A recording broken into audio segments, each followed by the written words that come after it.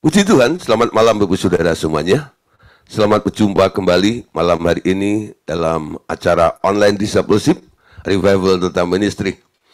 Oke, hari ini kita masuk materi pelajaran buku 3. Ya, buku 3 ini kita akan membahas tentang gereja Tuhan Yesus Kristus. Ya, dan nanti Anda akan mengerti tentang otoritas sebagai gereja dan sebagainya. Nah, saya harap Bapak Saudara terus mengikuti dan ajaran dalam buku 3 ini. Bagi Bapak Ibu Saudara yang belum memiliki buku makalah atau buku pegangannya, silahkan Bapak Ibu Saudara bisa menghubungi kami. Nah, nanti kami akan kasih tahu ya nomor kontak yang harus Anda hubungi supaya Anda bisa membeli bukunya dan bisa dengan mudah untuk mengikuti materi pelajaran yang kita akan pelajari selama beberapa minggu ini. Oke, Bapak Saudara, puji Tuhan ya. Oke, kita akan mulai bersama-sama ya. Pelajaran pertama malam hari ini adalah kita bicara tentang gereja Tuhan Yesus ya. Nah, Saudara, gereja Tuhan Yesus itu bukan nama sinode gereja ya. Ada orang tanya, "Pak, Bapak bikin gereja ya? Kok pamfletnya judulnya Gereja Tuhan Yesus, lalu speakernya, pembicaranya Pastor Gideon Arifin gitu ya." Lah, dikira saya bikin gereja namanya Gereja Tuhan Yesus. Memang ada gereja namanya Yesus Sejati gitu ya, dan sebagainya ya, Christ Culture dan sebagainya, macam-macam lah ya. Nah, namun saudara, yang dimaksud dengan gereja Tuhan Yesus ini adalah seperti tema kita akan membahas tentang sebuah gereja yang didirikan oleh Tuhan Yesus. Amin. Jadi Tuhan Yesus adalah pendiri gereja pertama kali. Itu idenya, gagasannya daripada Tuhan Yesus. Ketika suatu kali Tuhan Yesus itu ngumpulin 12 muridnya, dan satu hari Tuhan Yesus itu bilang kepada salah satu muridnya yang telah diubah namanya. Dulu namanya Simon, lalu diberi nama Petrus ya. Nah, bahasa aslinya Petros. Petros itu artinya adalah batu karang kecil ya, sempalan atau bagian dari batu karang gunung batu itu loh. Batu karang itu. Lah, batu karang sendiri namanya Petra ya. Nah, jadi Petrus itu nama yang diberikan oleh Tuhan Yesus kepada muridnya yang dulu namanya Simon. Anda tahu apa artinya nama Simon? Simon itu adalah buluh yang terkulai, ya, buluh yang gampang terayun-ayun, terombang-ambing dan mudah patah seperti itu. Lalu Tuhan melihat ada potensi di dalam diri satu murid ini. Lalu Tuhan berkata, hari ini namamu bukan Simon, tapi namamu Petros, namamu Petrus. Dan setelah itu Tuhan bilang, di atas Petros ini, di atas batu karang ini, aku akan mendirikan jemaatku. Dengan ayat itu, dengan kalimat yang dikatakan oleh Tuhan Yesus tersebut, saya boleh ya memberikan penjelasan kepada Bapak Saudara atau memberitahu kepada Bapak Saudara bahwa sebenarnya yang punya ide, yang punya gagasan mendirikan gereja pertama kali itu adalah Tuhan Yesus. Amin. Jadi kalau materi malam hari ini kita beri tema gerejanya Tuhan Yesus, Anda ngerti maksudnya? Kenapa Tuhan Yesus mendirikan gereja di muka bumi ini? Nah, oleh sebab itu orang-orang yang sekarang mendirikan denominasi gereja, beda ya. Denominasi gereja itu kan mereknya. Karena kita hidup di satu negara, harus ada badan hukumnya. Nah, setiap organisasi harus ada badan hukumnya. Harus resmi, ya, dilaporkan, disetujui, disahkan oleh pemerintah. Oleh sebab itu, setiap organisasi, kegiatan apapun juga, mereka harus membuat sebuah denominasi, ya. Lah banyak sekarang denominasi gereja-gereja. Namun, saudara, apapun mereknya, apapun denominasinya, saya tidak peduli, ya. Kenapa? Saya tidak bikin gereja. Ya, Tuhan panggil kami sebagai pengajar. Ingat, ada 5 jabatan ya. Ada rasul, ada nabi, ada penginjil, ada gembala, dan ada pengajar. Ya, kami pengajar. Lah yang bikin gereja namanya gembala. Menangkap ya? Jadi kalau dipanggil sebagai gembala, mereka akan membangun sebuah jemaat, lalu bikin denominasi gereja. Ya, lah saudara, makanya tadi saya bilang karena saya bukan berkecimpung di gembala, saya adalah seorang pengajar, saya nggak peduli tentang gereja apa, denominasinya. Namun, sebagai pengajar, kami mau memberitahu Bapak Ibu Saudara yang sudah terlanjur dan yang sudah membuat gereja. Ya, apa yang Anda bangun, apa yang Anda dirikan, yaitu gereja, semua orang yang hidup atau masuk di dalam organisasi atau kelompok gereja itu, sebenarnya mereka harus mengerti dulu tentang definisi daripada gereja tersebut. Amin. Nah, untuk mengetahui, kita harus tahu juga definisi gereja yang dimaksud oleh Tuhan Yesus itu apa. Ya, definisi daripada gereja Tuhan Yesus. Nah, dimulai dari sini. Kata gereja itu berasal dari kata Yunani atau bahasa Greek atau Greka, ya, yaitu eklesia. Jadi kata gereja itu dari kata Yunani, yaitu kata eklesia, yang artinya ex itu keluar, kaleo itu dipanggil, ya. Nah, jadi kalau digabungkan, eklesia itu sebenarnya artinya dipanggil keluar. Ya, dipanggil keluar. Inilah definisi daripada gereja. Jadi gereja itu bukan satu kelompok yang eksklusif sebenarnya. Tapi gereja itu harus bermasyarakat, harus bisa bersosialisasi dengan lingkungannya. Bukan sebuah organisasi eksklusif, ya, membuat sebuah kelompok, nih gua, seperti itu enggak. Kenapa dipanggil keluar? Ya, sesuatu yang dipanggil untuk keluar, artinya mereka harus keluar untuk berdampak, ya, membawa pengaruh, membawa perubahan, membawa perbaikan bagi lingkungannya. Itu panggilan daripada gereja. Ya. Jadi kalau ada satu gereja yang berdiri di satu daerah atau satu tempat, gereja tersebut harus punya pengaruh, harus berdampak bagi lingkungan, bagi daerah di mana dia didirikan, gereja tersebut didirikan di tempat atau di daerah di mana gereja itu berdiri. Amin. Nah, itulah pengertian dari gereja yang diambil dari kata eklesia, yaitu dipanggil keluar. Ya. Nah, setelah itu Tuhan Yesus naik ke surga, ya. Lalu gereja itu diteruskan oleh para murid-muridnya. Kapan itu mulainya? Gereja Tuhan, ya, atau gereja Tuhan Yesus dimulai dari saat pencurahan Roh Kudus pada hari Pentakosta di Yerusalem, ya. Nah, ketika mereka kumpul, disitulah lalu Petrus mulai berkhotbah, ya. Banyak orang dikumpulkan, banyak orang dimenangkan. Petrus sekali khotbah 3.000 jiwa bertobat. Ketika melihat banyak orang-orang yang mulai menerima Tuhan Yesus dan bertobat, mereka mulai digembalakan. Ya, menurut daerahnya masing-masing, ya. Jadi daerah mana nanti Petrus mendelegasikan, mengangkat beberapa murid yang lainnya untuk menggembalakan di daerah-daerah tersebut itu, ya.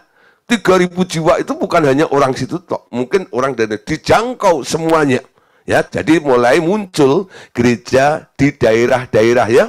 Nah, nanti kalau Anda lihat apalagi pelayanan Paulus, ketika Injil itu sudah mulai merambah ke seluruh Asia kecil, Paulus itu, ya, mulai membangun jemaat-jemaat, ya. Ada jemaat di Tesalonika, ada jemaat di Filipi, ada jemaat di Efesus, ada jemaat di Roma, ada jemaat di Galatia, ya. Nah, Banyak jemaat-jemaat yang didirikan oleh Paulus dinamai menurut kotanya masing-masing. Nah, tentang kenapa Paulus menamai gereja itu menurut kota masing-masing, nanti kita akan membahas di dalam gereja lokal dan gereja sel, itu ada materinya sendiri. Oke, kita lanjut dulu ya. Gereja Tuhan Yesus adalah perhimpunan, sedikitnya 2 atau 3 orang yang mengaku percaya Tuhan Yesus sebagai Tuhan, dan disitulah Tuhan Yesus hadir dengan tanda-tanda kehadirannya di tengah-tengah mereka. Nah, saudara, kalau Bapak Saudara hari ini kan kadang-kadang menyebut atau mengatakan sebuah gereja itu kalau ada bangunannya ya. Nanti kalau ada gedungnya gitu, tuh gereja gitu ya. Wah, itu gereja. Nanti dideketi, oh baru ada mereknya. Menurut denominasinya, oh GBI, oh Pantekosta, oh Protestan, oh Katolik, dan sebagainya ya. Gereja. Karena Anda melihat bangunannya, ya, di situ lalu Anda lihat, oh itu gereja. Namun, yang dinilai atau yang disebut oleh Tuhan Yesus tentang gereja itu sebenarnya bukan bangunannya. Namun Tuhan bilang tadi ya, kumpulan daripada 2, ya, 3 orang, sedikitnya 2 atau 3 orang, yang berkumpul, yaitu mereka orang-orang yang mengaku dan percaya kepada Tuhan Yesus sebagai Tuhan dan Juru Selamatnya. Lalu Tuhan Yesus hadir di tengah-tengah mereka. Perkumpulan mereka itulah yang disebut gereja. Amin. Jadi kalau kita ngumpulin orang, ada 2-3 orang lebih. Lalu orang-orang yang kumpul itu adalah orang-orang yang percaya kepada Tuhan Yesus. Lalu kita menyembah Tuhan tadi ya. Waktu kita menyembah, kita menghadirkan Tuhan di tengah-tengah kita. Tuhan hadir di atas pujian umatnya. Ketika 2-3 orang, 10, 20, 30 orang itu kumpul, Tuhan hadir di tengah-tengahnya. Kelompok yang berkumpul itu bisa boleh disebut juga sebagai gereja. Walaupun mungkin ngumpulnya di lapangan. Ngumpulnya mungkin di ya tempat-tempat terbuka, ya. Nggak ada gedungnya mungkin. Tapi perkumpulan dari beberapa orang yang percaya dan Tuhan Yesus hadir di tengah-tengahnya, itu bisa disebut sebagai gereja. Amin. Nah, jadi kalau orang mungkin tanya sama saya, Pak, ya, Bapak bikin gereja ya? Saya bisa bilang juga iya. Tapi yang saya maksud bukan organisasi gereja. Bukan saya bikin gedung gereja. Tapi saya menghimpun beberapa orang, ya. Nanti Bu Eva datang ke Metro, Bu Sandra datang ke Metro, Bu Hilda datang ke Metro, gitu ya. Pak Andreas Andi datang ke Metro Nubuat maksud saya ya. Terus ya, siapa lagi? Pak Indra datang ke Metro gitu ya. Nah, pokoknya saya sebut aja orang-orang yang ada di daerah Jabodetabek supaya datang besok Sabtu gitu ya. Nah, itu ya, datang ke Metro gitu ya. Lalu ngumpul bersama-sama memuji, menyembah Tuhan. Tuhan hadir di tengah-tengah kita. Ya. Nah, kelompok yang kita kumpulkan itu, mereka boleh disebut ini gereja. Amin.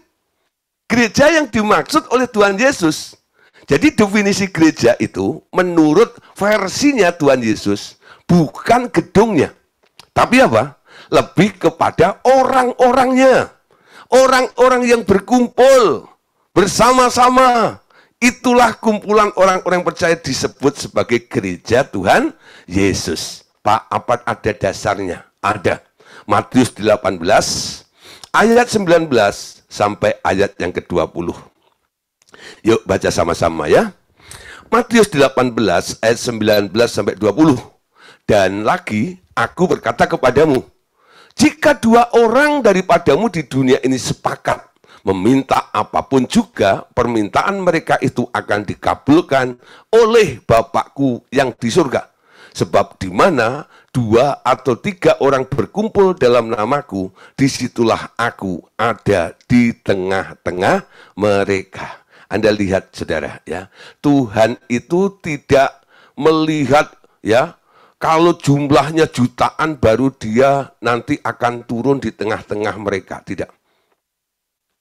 Tuhan bilang, 2-3 orang berkumpul atas namaku, Tuhan hadir. Betul?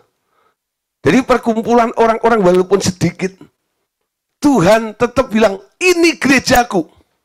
Betul ya? Mungkin orang lain tidak mengakui Anda sebagai gereja, karena Anda tidak ada mereknya, tidak punya gedungnya. Tapi perkumpulan yang Anda bangun, di mana Anda bersekutu 2-3 orang berkumpul, Tuhan bilang apa? Ini yang sedang berkumpul memuji namaku ini, aku hadir di tengah-tengah mereka, di mereka adalah gerejaku. Nangkep saudara ya? Oke, jadi kalau kita bilang gereja, Anda jangan berpikir saya sedang bicara tentang gedung fisiknya. Tapi tentang orang-orangnya yang berkumpul memuji Tuhan, menyembah Tuhan. Tuhan hadir, lalu Tuhan bilang, ini adalah gerejaku. Nah, saudara, buat apa kita kumpul-kumpul? Lalu kita butuh pengakuan, supaya kita diakui Tuhan ya. Ini adalah gerejanya Tuhan. Nah, ketika kita kumpul sebagai gereja Tuhan, ada ciri-ciri daripada gereja Tuhan Yesus ini. Cirinya apa? Sebagai eklesia, yaitu mereka yang dipanggil keluar, itu cirinya apa? Nah, kita akan melihat ya, ada 3 ciri. Ya, ciri-ciri gereja Tuhan Yesus. 3 hal yang menjadi ciri gereja dari Tuhan Yesus. Yang pertama, saudara, cirinya adalah di dalam perkumpulan itu ada kasih antara sesama anggota tubuh Kristus yang nampak keluar sebagai kesaksian terhadap orang luar. Perhatikan baik-baik. Ya, mereka yang berkumpul, yang diakui oleh Tuhan Yesus sebagai gereja Tuhan Yesus ini, perkumpulan mereka ini harus dilihat oleh orang-orang yang di luar itu, ya, sebagai bentuk kesaksian. Orang menyaksikan bahwa di antara mereka itu harus ada kasih, ya, kasih antara sesama anggota tubuh Kristus yang nampak keluar sebagai kesaksian terhadap orang lain, ya. Nah, orang-orang yang berkumpul sebagai gereja Tuhan Yesus ini, semua adalah orang-orang yang punya satu tujuan. Tujuannya apa? Mengasihi. Amin. Sehingga ada lagu ya. Ku kasihi kau dengan kasih Tuhan.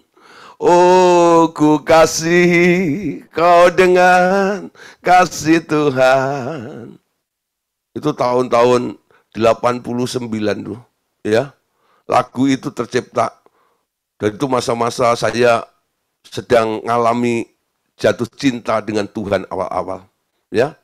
Itu nyanyi itu rasanya betul-betul ya, nggak melihat dia itu dari latar belakang apa, status sosial apa, ya, warna kulit apa, model rambut apa, model mata sipit, belok atau dan sebagainya.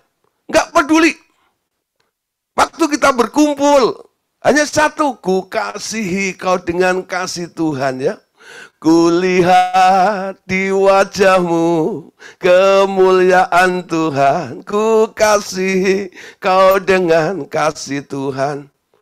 Kalau kasihnya murni, kasihnya tulus, mereka bisa saling mengasihi satu dengan yang lainnya. Di dalam kelompok yang saling mengasihi itu, wow saudara, you know, kasih itu menutup segala sesuatu. Betul? Kasih itu membantu, kasih itu menopang. Dan itu pernah terjadi ketika jemaat mula-mula, betul? Mereka tiap hari berkumpul bersama-sama.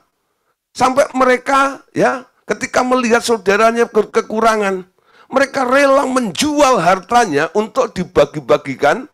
Untuk apa? Memenuhi, mencukupi saudaranya yang kekurangan itu. Wah, saudara, kasihnya luar biasa. Ya, sehingga semua orang itu melihat ini perkumpulan model apa ya? Kok mereka seperti itu ya? Semua orang membicarakan menjadi buah bibir, betul?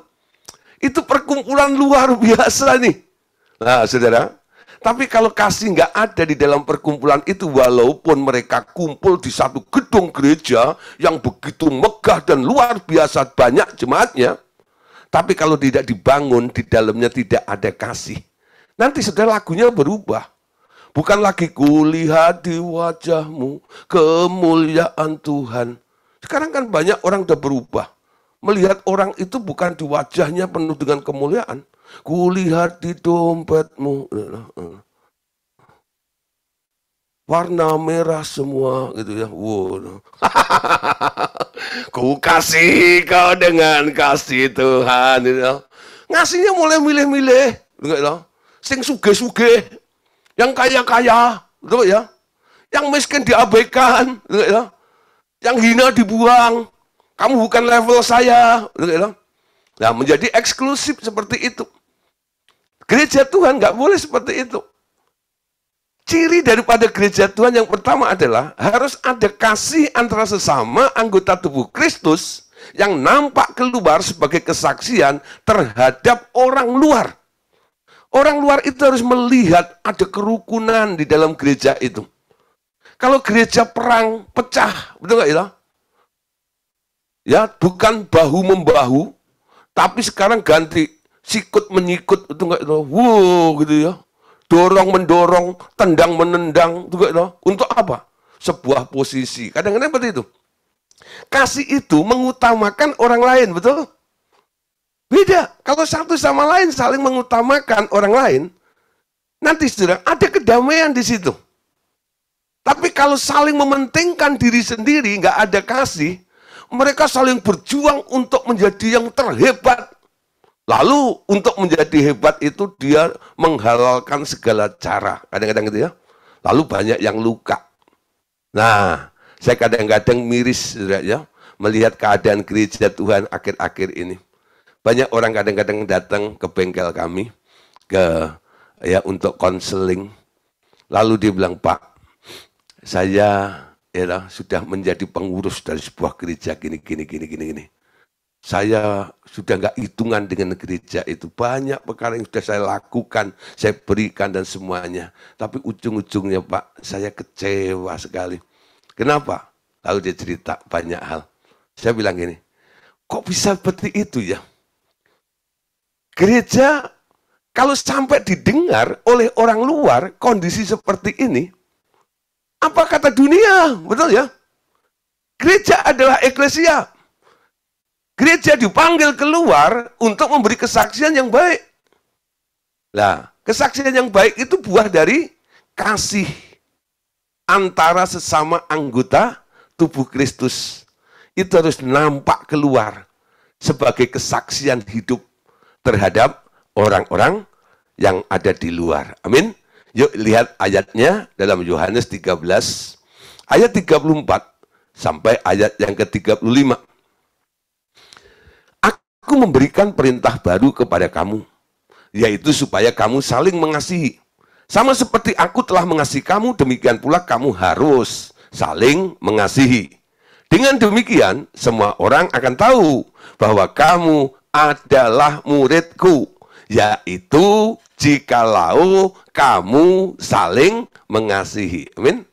Bagaimana kita bisa berdampak ya keluar menjadi kesaksian terhadap orang luar tadi? Menurut Tuhan Yesus, ya, cara untuk membawa dampak yang baik bagi kesaksian bagi orang yang di luar, 35 ini penting. Dengan demikian semua orang akan tahu.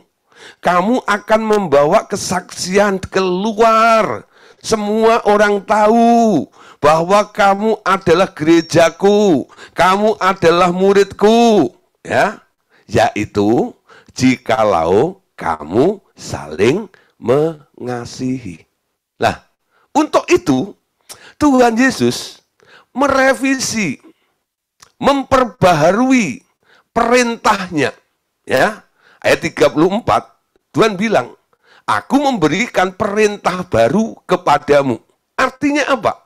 Kalau ada perintah baru, berarti ada perintah lama. Amin. Nah, sebelum lebih lanjut, saya mau tunjukkan dulu. Supaya Bapak Ibu Saudara nanti bisa menjawab, apa sih perintah lamanya dan apa perintah barunya. Perintah lamanya adalah rangkuman dari 10 hukum Taurat. Itu sama Tuhan Yesus dirangkum menjadi 2, betul?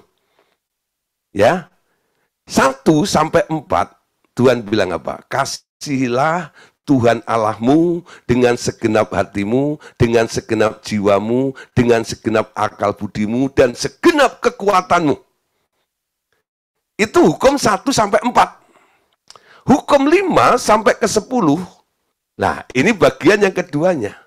Kasihilah sesamamu manusia seperti kamu mengasihi dirimu sendiri.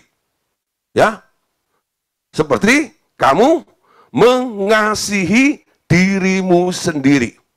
Saudara, rangkuman dari 10 hukum Allah ini sebenarnya kan bagus, betul? Jadi hukum yang pertama yaitu untuk Tuhan, betul? Kasihlah Tuhan Allahmu dengan segenap. Lalu bicara tentang sesama, ya, dengan lingkungan sekitar kita. Sebagai gereja yang harus berdampak, Tuhan bilang, kasihlah sesamamu seperti dirimu sendiri. Kenapa harus ada hukum yang baru? Bagian mana yang dikoreksi, yang diperbaharui oleh Tuhan? Ternyata yang diperbaharui adalah kata seperti dirimu sendiri. Ya, kasihlah sesamamu manusia seperti dirimu sendiri. Nah, saudara, kalau masih ada di level ini, manusia itu standarnya adalah dirinya. Ya, jadi gini, kalau kamu baik sama gua ya baik sama lu. Ya, kalau kamu nggak cubit saya, gua nggak cubit lu. Sama, betul nggak? Apa yang kamu lakukan kepada saya, aku mau lakukan kepadamu. Itu seperti dirimu sendiri. Standarnya seperti itu. Apa yang kamu alami, apa yang kamu nikmati, apa yang kamu rasakan, itu yang bisa kamu lakukan untuk orang lain. Betul? Nah, di sini Tuhan kurang puas kayaknya. Gereja harus lebih dari itu. Gereja harus lebih daripada itu. Dalam hal apa? Dalam hal kasih. Ya, kita kembali kepada ayat ini ya. Yohanes 13:34. Perhatikan di sini. Aku memberikan perintah baru kepada kamu, yaitu supaya kamu saling mengasihi. Betul? Nah, ini masih sama dengan hukum yang lamanya. Ini revisinya. Sama seperti aku telah mengasihi kamu, demikian pula kamu harus saling mengasihi. Gak ada kata seperti dirimu di sini, gak ada. Kata seperti dirimu itu sekarang diganti. Sama seperti aku telah mengasihi kamu, demikian pula kamu harus saling mengasihi. Jadi kalau kita mau mengasihi sesama, mengasihi orang-orang di sekitar kita, dasarnya bukan karena Anda merasa sedang enak, moodnya sedang enak, enggak. Tapi seperti Tuhan mengasihi manusia, betul? Kapan Tuhan mengasihi Anda? Ketika Anda masih berdosa, betul? Ya.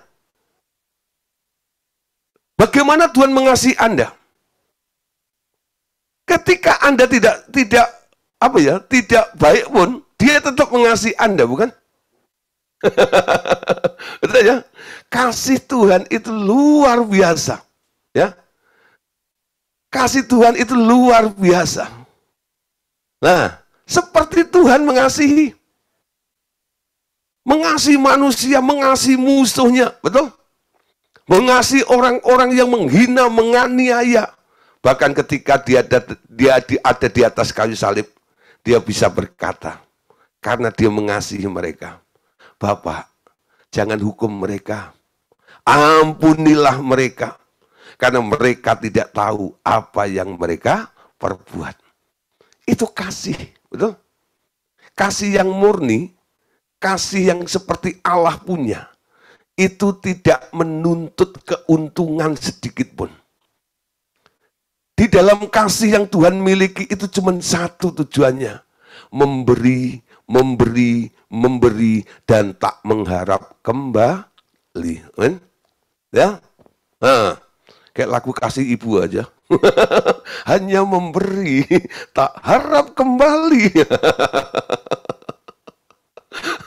Pakai sang surya menyinari dunia. Nah, ya.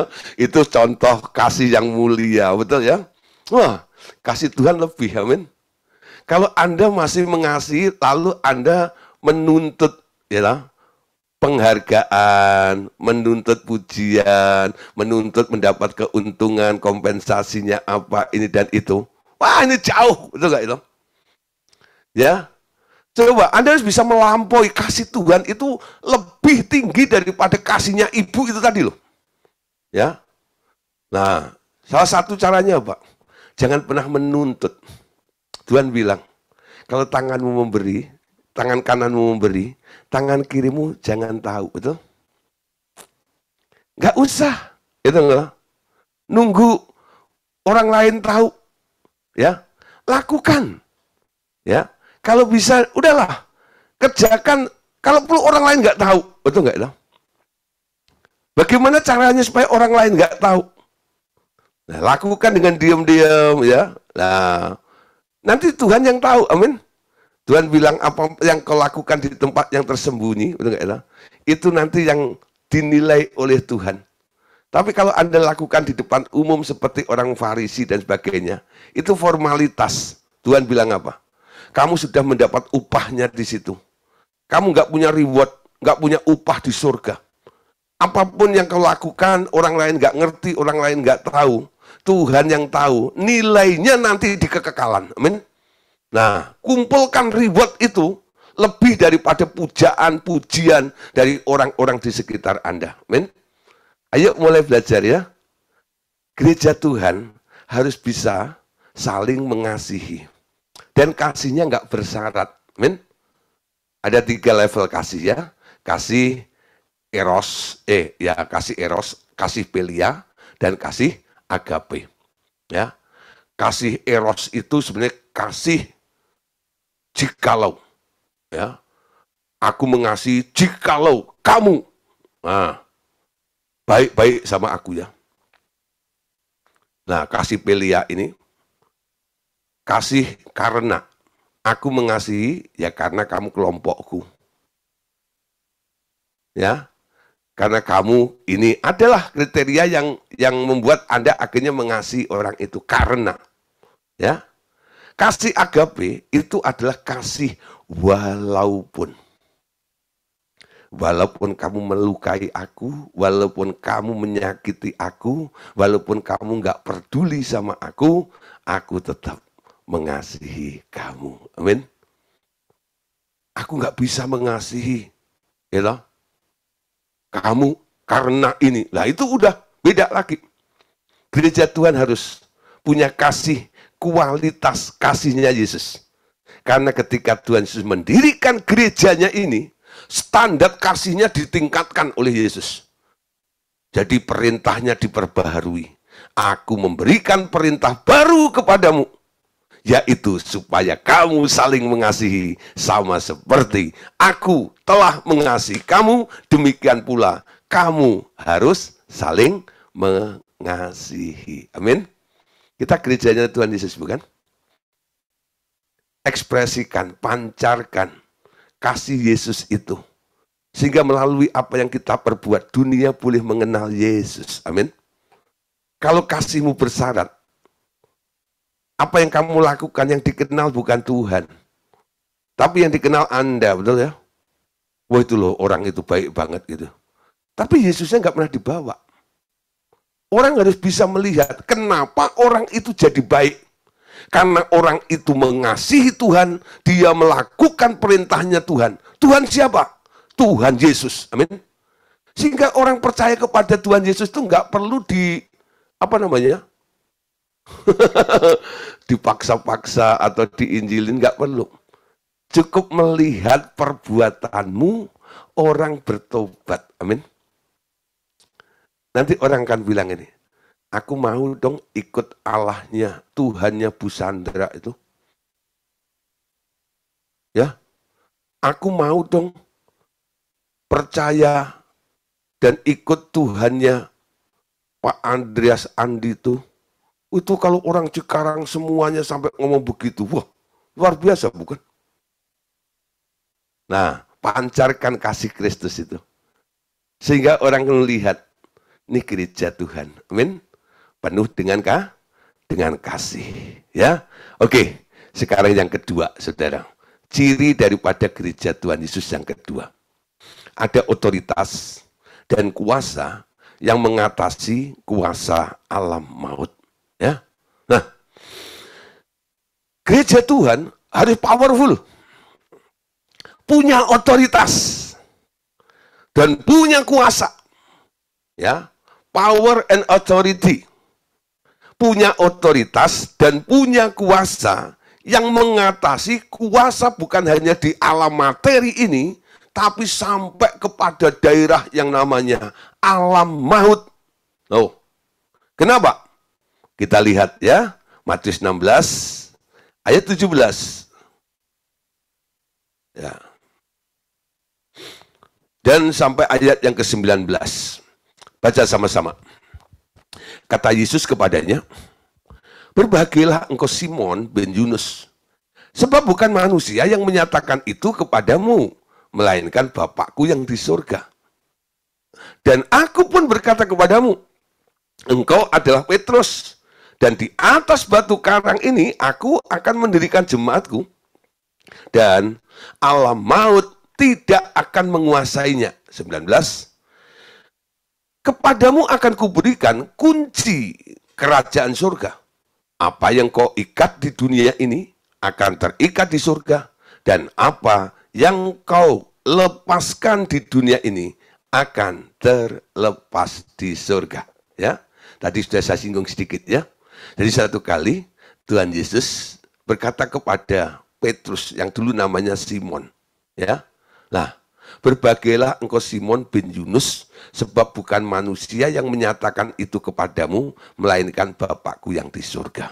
Jadi ketika Tuhan satu kali tanya kepada para muridnya, menurut kamu siapakah aku ini? Itu 12 murid itu saling menebak.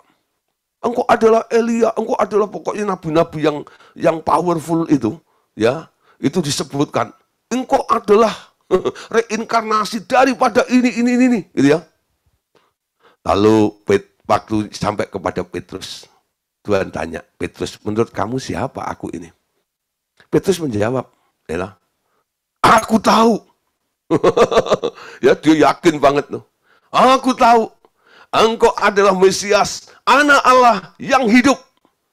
Ya, jawaban Petrus itu betul. Ya, tapi Tuhan Yesus bilang begini sama Petrus, berbahagialah engkau Simon bin Yunus, sebab bukan manusia yang menyatakan itu kepadamu. Jadi kalau saya pakai bahasa harian saya, kalau Simon, ya, itu bisa menyebut atau mengatakan bahwa Yesus itu adalah Mesias, Anak Allah yang hidup, itu bukan karena Simon itu ngerti, bukan. Yesus bilang, melainkan Bapakku yang di surga yang menyatakannya kepadamu. Kamu dikasih tahu sama Bapakku kan, bahwa aku ini Mesias, Anak Allah yang hidup, ya. Nah, luar biasa ya. Nah, setelah Petrus bisa menebak siapa Yesus itu Simon Petrus ini mendapat hadiah yang dulu namanya Simon, lalu diganti namanya. Ya, aku pun berkata kepadamu, engkau adalah Petrus. Langsung diganti namanya. Ya, lalu diberi tugas. Kenapa aku ubah namamu dari Simon menjadi Petrus ini? Karena di atas Petros ini, aku akan mendirikan jemaatku. Di atas batu karang yang kecil ini, aku akan mendirikan jemaatku. Dan, perhatikan ya, alam maut tidak akan menguasainya. Jadi gereja yang dibangun oleh Tuhan Yesus ini, di atas Petros ini, punya otoritas dan kuasa atas alam maut. Ya, bukan hanya berkuasa, punya otoritas di alam materi ini, tapi sampai di alam roh, ya, heavenly places, itu mencakup daerah-daerah di alam roh. Ya, lalu ayat 19-nya, kepadamu, pada gereja yang didirikan oleh Tuhan Yesus ini, aku akan berikan kunci-kunci kerajaan surga. Kunci-kunci di alam roh. Supaya apa yang kau ikat di alam materi, di dunia ini, akan terikat di alam roh atau di surga. Dan apa yang kau lepaskan di alam materi atau di dunia ini, akan terlepas juga di surga atau di alam roh. Jadi gereja sekarang menjadi sentral pemerintahan Tuhan Yesus di bumi ini. Amin. Jadi planet bumi ini spesial bagi Allah. Betul ya? Planet bumi ini, kenapa manusia yang diciptakan oleh Allah menurut peta dan gambarnya Allah ini ditaruhnya di bumi? Ternyata untuk planet bumi ini Allah ya memiliki satu plan, rancangan yang panjang dan banyak sekali. Salah satunya apa? Di bumi ini memang dijadikan oleh Allah sebagai sentral, ya, sentralnya. Setelah surga, dia membangun perwakilan, kantor perwakilan namanya. Jadi semua yang dipilih di muka bumi ini, sekarang disebut representatifnya Allah. Wakil-wakilnya Allah. Amin. Nangkep sudah ya?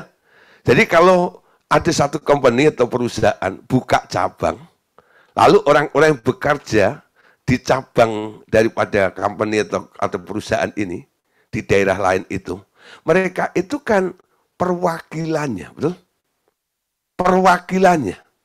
Boleh melakukan, bergerak menurut program pusatnya. Pusatnya surga. Ya. Surga dalam pengertian adalah headquarternya Allah itu loh. Ya. Nah, bumi ini dijadikan oleh Allah untuk apa? Tempat orang-orang yang dipilih oleh Allah. Gerejanya dibangun bukan di planet Jupiter. Gerejanya dibangun bukan di planet Pluto. Ya. Atau di planet Mars. Tapi gerejanya didirikan di planet yang namanya bumi, lalu ketemu dengan manusia-manusia yang merespon dan dipilihnya. Untuk apa? Menjadi gereja-gereja, menjadi representatif Allah di muka bumi ini. Orang-orang yang mengemban tugas karena Anda adalah representatif Allah yang ada di muka bumi ini, sekarang Anda mengerti. Ya, ketika dia mendirikan jemaatnya ini, jemaatnya itu diberi otoritas dan kuasa atas alam maut. Sehingga apapun yang kau ikat di bumi ini akan terikat di surga. Apa yang kau lepaskan di bumi akan terlepas di surga. Nah, saudara, kenapa saudara kalimatnya seperti ini? Dulu saya agak bingung. Ya, kenapa ngikatnya harus di bumi? Tapi terlepasnya di surga. Ngikatnya di bumi, ya, kok yang terikat di surga? Jadi ngomongnya, memberikan instruksinya itu dari bumi. Tapi eksekusinya, terjadinya, ya, pergerakan itu, perubahan itu perubahannya dimulai pergerakannya di surga atau di alam roh.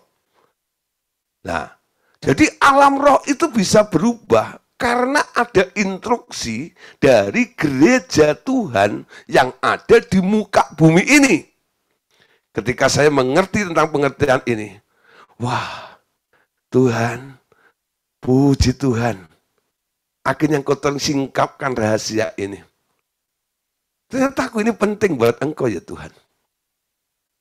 Segala sesuatu sekarang tergantung siapa? Yang pegang kunci, betul?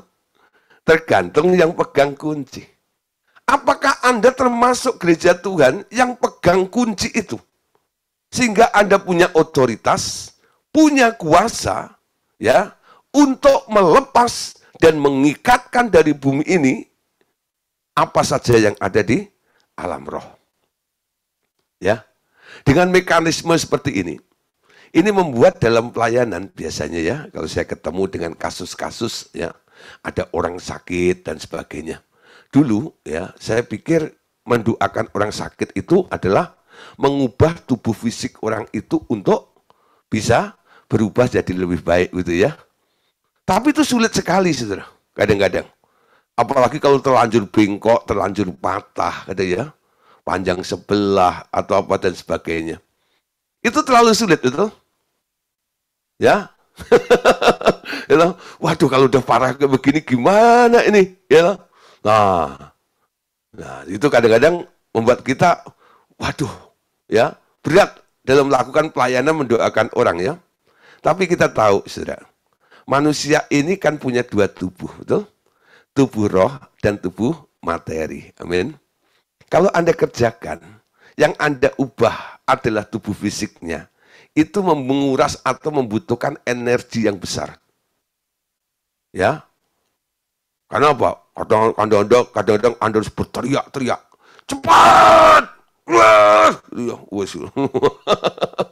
Kenapa?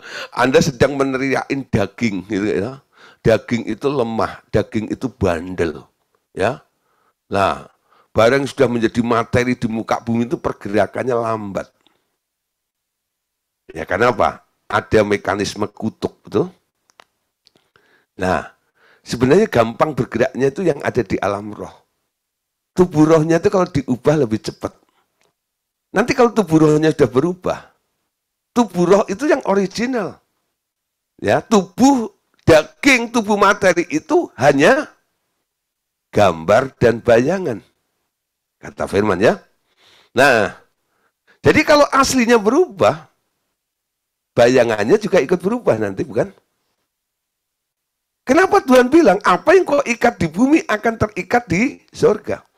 Apa yang kau lepaskan di bumi akan terlepas di surga. Jadi kalau doa jangan salah.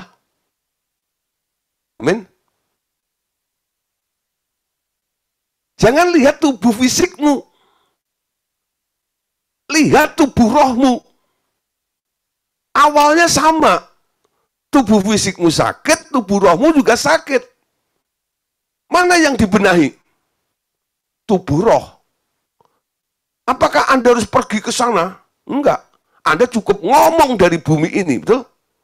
Karena Anda diberi otoritas sebagai gereja Tuhan atas alam maut. Apa yang kau ikat di bumi akan terikat di surga. Apa yang kau lepaskan di bumi akan terlepas di surga. Ya, jangan salah neriain. Mana yang Anda ubah? Kalau Anda ubah tubuh fisikmu, sulit. Tapi kalau Anda ubah tubuh rohmu, roh itu penurut, amin. Dengan mudah akan berubah. Hei tangan sama panjang. Kaki bengkok, lurus. Ya. Nah, mulai belajar memerintah. Kalau Anda sendiri kadang-kadang ngomong masih ragu, di alam roh nggak laku. Perkataanmu harus kuat. Dimulai dari mana? Anda harus konsisten dulu, betul ya? Anda harus mulai belajar. Manusia hidup bukan dari roti saja, dari setiap perkataan yang keluar dari mulutnya Allah. Amin. Dimulai dari hidup kita. Aku hidup bukan karena roti. Aku hidup karena firman. Betul? Nah, Anda mulai menghargai firman. Ketika Anda mulai menghargai firman, Anda akan memaknai arti sebuah perkataan. Anda mengerti tentang perkataan Tuhan yang tidak ada yang mustahil itu. Nanti Anda juga melihat otoritas yang Tuhan berikan kepada Anda, sehingga Anda meyakini, omonganku juga tidak ada yang mustahil. Apa yang aku katakan, pasti terjadi. Nah, untuk membangun pengertian seperti ini, nggak semudah membalikkan tangan, bukan? Mulai belajar, ubah mindsetnya. Hidupmu jangan dipengaruhi oleh situasi. Hidupmu dipengaruhi oleh omonganmu. Betul ya? Katakan sepatah kata saja, maka hambaku sembuh. Kenapa perwira itu bisa ngomong seperti itu? Dia tahu hierarki. Dia tahu tentang otoritas. Betul ya? Kamu orang berkuasa. Kamu punya otoritas. Punya otoritas itu ngomong pasti jadi. Nah, itu yang membuat Tuhan Yesus akhirnya geleng-geleng. Ya. Belum pernah aku jumpai iman seperti ini di kalangan orang Israel. Orang yang mengerti mekanisme sebuah perkataan. Amin. Gereja Tuhan harus punya power seperti ini. Dibangun, ya, didirikan, diberi otoritas, diberi kuasa untuk mengatasi alam maut. Amin. Itu gereja Tuhan, saudara ya. Tapi kalau kita sibuk dengan gedung gerejanya, organisasinya, tata ibadahnya dan sebagainya, ya, dan nanti keluar lagi nih dari ciri-ciri gereja Tuhan. Ya, yang pertama apa tadi? Harus ada kasih sesama anggota tubuh Kristus. Ya, yang berdampak menjadi kesaksian bagi orang-orang yang di luar, betul? Yang kedua, otoritas dan kuasa yang mengatasi kuasa alam maut. Amin. Yang ketiga sekarang, ciri gereja Tuhan. Ya. Misi pemberitaan Injil bagi seluruh dunia yang disertai tanda-tanda orang percaya. Ya. Jadi gereja Tuhan ini dipanggil keluar. Untuk apa? Ya, bagian yang ketiga, mereka harus menjadi misi pemberitaan Injil ya bagi seluruh dunia yang disertai dengan tanda-tanda orang percaya. Baca Markus 16, 15 sampai 18. Yuk baca sama-sama ya. Lalu ia berkata kepada mereka, pergilah ke seluruh dunia. Beritakanlah Injil kepada segala makhluk. Perhatikan ya. Ada kata segala makhluk. Karena gereja Tuhan itu lintas alam. Betul ya? Diberi kuasa atas alam maut, bukan hanya manusia, tapi atas segala makhluk. Ingat ya, pergi ke seluruh dunia, beritakan Injil kepada segala makhluk. Apa itu makhluk? Makhluk itu adalah creation atau ciptaan. Segala ciptaan. Ya. 16. Siapa yang percaya dan dibaptis akan diselamatkan. Tetapi siapa yang tidak percaya akan dihukum. Tanda-tanda ini akan menyertai orang-orang yang percaya. Mereka akan mengusir setan-setan demi namaku. Mereka akan berbicara dalam bahasa-bahasa yang baru bagi mereka. Mereka akan memegang ular, dan sekalipun mereka minum racun maut, mereka tidak akan mendapat celaka. Mereka akan meletakkan tangannya atas orang sakit, dan orang itu akan sembuh. Amin. Jadi ciri gereja yang ketiga adalah ada misi memberitakan Injil, ya, karena perintahnya pergilah ke seluruh dunia, ya, seluruh kosmos dunia ini, bukan hanya bumi, jagat raya. Beritakan Injil kepada segala makhluk. Jadi gereja Tuhan harus rajin memberitakan Injil. Apa itu Injil? Ya, memberitakan Injil nggak harus membawa orang menjadi orang Kristen. Memberitakan Injil nggak harus memaksa orang untuk masuk gereja. Ingat nih, ya, saya tidak bicara tentang gereja organisasi. Kalau gereja organisasi, pasti nanti kalau bicara tentang penginjilan, dia adalah penuaian jiwa-jiwa yang akhirnya penambahan jemaat, betul? Dalam gereja lokal tersebut. Tapi secara umum di sini kita lihat, perintahnya adalah pergi ke seluruh dunia, beritakan Injil kepada segala makhluk. Beritakan Injil. Apa itu Injil? Injil adalah kekuatan Allah, betul? Injil adalah kabar sukacita. Alkitab Anda itu ada 66 buku, betul? Kejadian sampai Wahyu. Tapi 66 buku itu bukan Injil semua. Yang disebut Injil itu hanya 4. Matius, Markus, Lukas, dan Yohanes. Betul? Ya.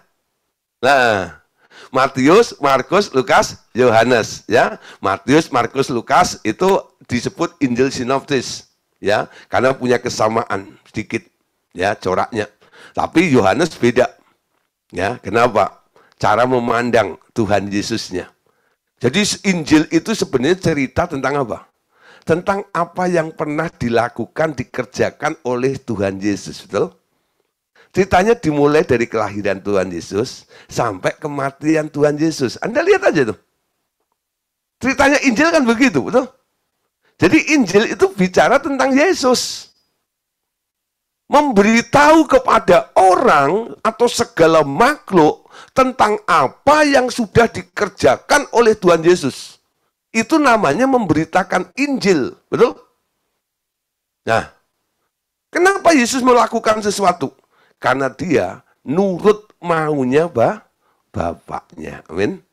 Nah, di sini kita lihat. Memberitakan Injil itu cerita tentang kasih Yesus. Kenapa Yesus datang ke dunia? Kenapa Yesus mati untuk kita? Betul ya?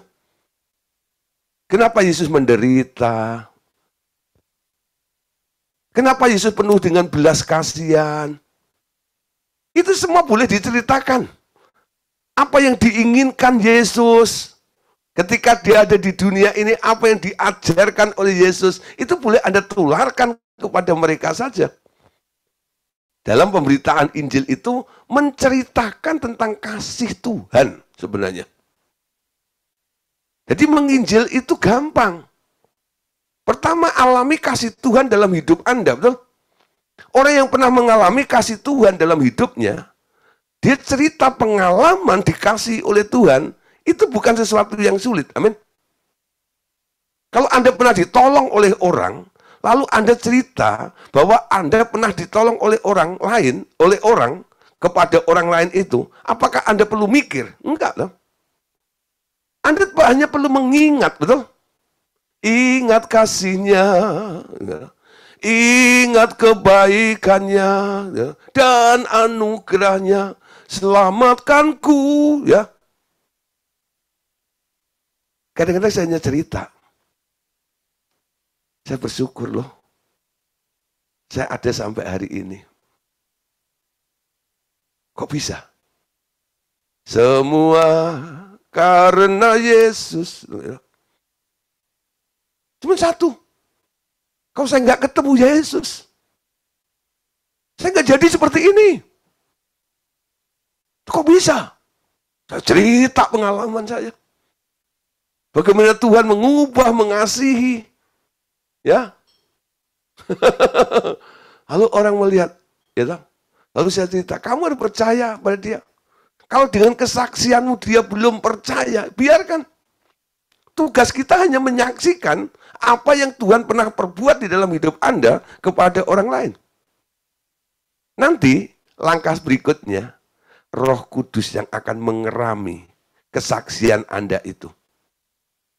Mungkin Anda sebagai penanam, nanti Tuhan akan pertemukan orang yang sudah Anda tanam itu kepada orang yang disebut penyiram, betul? Roh Kuduslah yang memberikan pertumbuhannya. Ya, mulai ya. Mulai menginjil. Beritakan Injil. Bukan khotbah lo ya. Ya, memberitakan Injil itu bukan khotbah. Kalau khotbah Anda di gereja,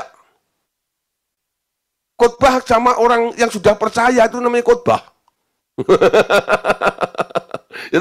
Kalau sama orang luar Anda nggak perlu khotbah. Ya, ada ayat mengatakan jangan membuang mutiara ke kandang babi. Anda kemas khotbah yang bagus tentang alam roh, dunia orang mati, gini-gini, kalau masuk Anda khotbahin gitu. Wah, bilang apa? Enggak diterima. Tapi kalau ada cerita tentang kesaksian hidup Anda. Waktu Tuhan tolong saya, oh waktu Tuhan tolong saya tersesatlah. Jika tiada Tuhan, waktu Tuhan tolong saya. Amin. Coba Anda cerita. Poin-poin seperti itu loh. Saya tuh kadang-kadang ya, kalau lihat lagu-lagu sekarang ini kan terlalu puitis, romantis gitu ya. Lagu-lagu dulu itu poin ya. Tutup poin. Lagunya kayak tadi gitu loh. Waktu Tuhan tolong. Kenapa dia ngomong seperti itu? Dia ngalami dengan Tuhan. Kalau dia nggak ditolong Tuhan, dia sesat. Simple, betul nggak? Beritanya gampang diterima oleh orang lain. Dengan mudah seperti itu. Ya, ayo mulai ya, belajar. Ya, kalau hari mendungku bernyanyi, apa itu lagu? Bernyanyi, bernyanyi. Kalau hari mendungku bernyanyi, nyanyian dari cintanya Allah. Ya, pasti nggak tahu, belum lahir. Emang saya udah tua banget. Maksudnya belum kenal Tuhan kali tahun itu ya. Itu tahu nggak, lagu itu kesukaan orang tua saya. Waktu saya masih kecil, orang tua saya pelayanan di daerah, di desa terpencil. Saya tahu hidupnya. Ketika saya masih SD, saya harus tumbuk, itu namanya singkong yang dibusukin gaplak itu. Dia ambil gitar, nyanyi itu. Kalau hari mendungku menyanyi, menyanyi karena cintanya Allah. Dulu saya nggak ngerti. Setelah saya hayati, oh ngerti. Di dalam penderitaan kekurangan seperti itu, cuma satu. Dia hanya menyanyi, menyanyi. Karena cintanya Tuhan. Akhirnya apa? Banyak jiwa dimenangkan tuh, daerah itu. Kesaksiannya begitu. Ya toh? Nah, memenangkan jiwa seperti itu. Ayo mulai ya. Gereja Tuhan harus memberitakan Injil. Besok mulai. Anda representatifnya Allah. Gereja yang dibangun oleh Allah. Ya. Ciri yang ketiga, harus memberitakan Injil kepada segala makhluk. Kalau manusia nggak ada yang Anda injilin, masih ada makhluk yang lain.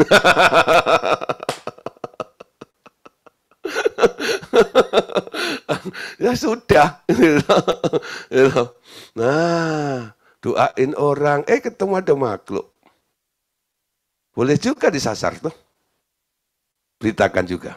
Isi hati Bapak menurut Kolose 19 ayat 1 dan 2. Kolose 1 ayat 19 sampai 20. Loh? Bapak ingin berdamai dengan kalian. Ceritakan. Sehingga Yesus mau berkorban untuk kalian. Walau percaya darah Yesus mengampuni dosamu. Dan kamu bisa balik kepada Bapak. Itu juga berita Injil. Ya. Nah, kalau untuk segala makhluk itu bukan kesaksian Anda. Kesaksian Anda itu untuk yang masih hidup manusia ya. Tapi kalau untuk makhluk-makhluk itu cuman Anda berikan instruksi atau arahan saja. Lakukan seperti itu ya. Ya. Tanda-tanda ini akan menyertai gereja Tuhan yang mulai menginjil, ya, memberitakan Injil, akan disertai dengan tanda-tanda mujizat. Amin. Sehingga ketika Anda mengusir setan, setannya pergi. Ya, punya otoritas mengusir setan dalam nama Tuhan Yesus. Setannya pergi. Tapi kalau Anda tidak diberi otoritas seperti ini, bukan gereja Tuhan. Nah, Anda tahu ya, anak Skewa, ya, kisah itu, ada yang nyoba-nyoba ngusir setan. Setannya balik, ngelawan. Yesus aku kenal. Paulus aku kenal. Karena dia mengusir setan pakai nama Tuhan Yesus. Allahnya, Tuhannya Paulus. Itu enggak itu? Anak Skewa itu. Lalu bilang, Paulus aku kenal. Yesus aku kenal. Lu siapa? Dikejar-kejar, bukannya setannya kabur, gitu. Dia aja yang kabur, dikejar-kejar sampai ditelanjangin. Dipermalukan seperti itu. Nah, kenapa? Dia bukan gereja. Ya, bukan gereja Tuhan. Jadi setan nggak takut. Setan hanya takut kepada gereja Tuhan. Amin. Karena otoritas dan kuasa itu diberikan kepada gerejanya. Amin. Mereka akan berbahasa bahasa yang baru, katanya lagi tadi ya. Nah, di sini bukan bahasa roh, saudara. Ya, bahasa-bahasa baru di sini bukan bahasa roh. Ya, beda nih konteksnya. Ya, beda. Bahasa-bahasa baru ini adalah perubahan ya, daripada kualitas perkataan Anda. Ya, perkataanmu adalah perkataan yang membangun sekarang. Itu bahasa barumu. Kalau bahasa lamanya adalah perkataanmu yang menyakitkan, melukai, menghancurkan. Tapi sekarang bahasamu baru. Bahasa yang menguatkan, menghibur orang lain, meneguhkan, dan sebagainya. Amin. Seperti apa yang dikatakan Yesus. Itu yang Anda katakan. Nah, dibalut dengan kasih semuanya. Perkataanmu. Itu bahasa baru namanya. Amin. Nah, mereka akan memegang ular, sekalipun mereka meminum racun maut, mereka tidak mendapat celaka. Amin. Mereka akan meletakkan tangannya atas orang sakit, dan orang sakit itu akan sembuh. Nanti akan Anda melihat, saudara. Ketika Anda benar-benar tahu posisi Anda, saya gerejanya Tuhan. Harus muncul 3 ciri tadi. Ada kasih sesama anggota tubuh Kristus. Yang kedua, menerima otoritas dan kuasa atas alam maut. Lalu yang ketiga, mengemban tugas, misi pemberitaan Injil kepada segala makhluk. Amin. Oke, puji Tuhan. Sampai di sini dulu ya. Nah, besok ya, kita masih ada. Ya, masih ada Rebu kan? Masih ada ya.